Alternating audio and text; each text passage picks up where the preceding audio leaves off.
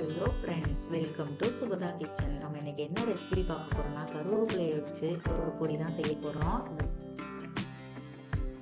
அதுக்கு தேவையான பொருட்கள் இருக்கு. இப்போ வாங்க எப்படி செய்யலாம்னு பார்க்கலாம். ஒரு பேன் எடுத்து பேன் நல்லா சூடானதுக்கப்புறம் 4 டேபிள் ஸ்பூன் கருப்புளுந்து சேர்த்து வறுத்துக்கலாம். உங்ககிட்ட கருப்புளுந்து இல்லைன்னா வெள்ளை உளுந்து கூட எடுத்துக்கோங்க.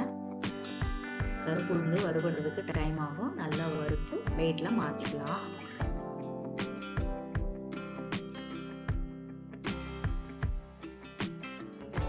மூணு டேபிள் ஸ்பூன் கடலை பருப்பு எடுத்துருக்கேன். அதையும் சேர்த்து நல்லா வறுத்துக்கலாம். பொன்னிறமா வறுத்துக்கங்க. நல்லா வறுபட்டுருச்சு. இப்போ அதையும் ஒரு பிளேட்ல மாற்றிக்கலாம்.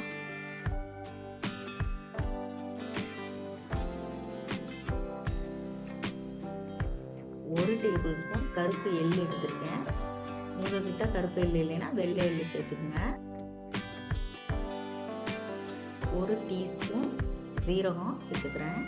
அதையும் சேர்த்து நல்லா வறுத்துக்கலாம்.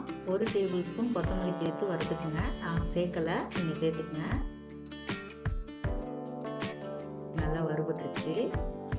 அதையும் ஒரு பிளேட்டில் மாற்றிக்கலாம். ஒரு டேபிள் ஸ்பூன் எண்ணெய் ஊற்றி 10 வரமிளகாய் சேர்த்து நல்லா வறுத்துக்கலாம்.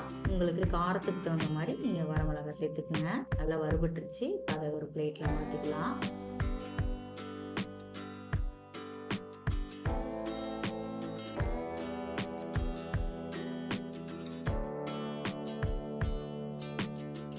அதே பேனில் 4 கைப்பிடி அளவு கருவேப்பிலையை நல்லா சுத்தம் பண்ணி ஈரம் இல்லாமல் நான் எடுத்து வச்சுருக்கேன். அதையும் சேர்த்துக்கிறேன்.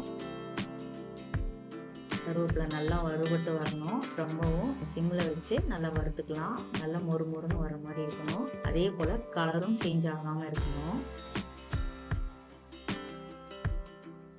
இப்போ நமக்கு நல்லா வறுபட்டுருச்சு. வேற ஒரு பாத்திரத்தில் மாற்றிக்கலாம்.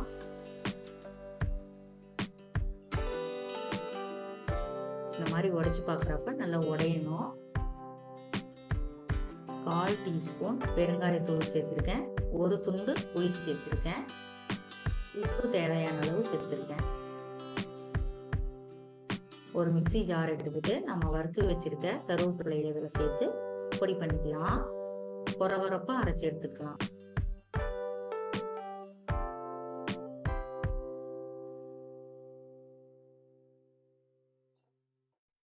இந்த மாதிரி கொரகொரப்பா அரைச்சி எடுத்துருக்கேன்.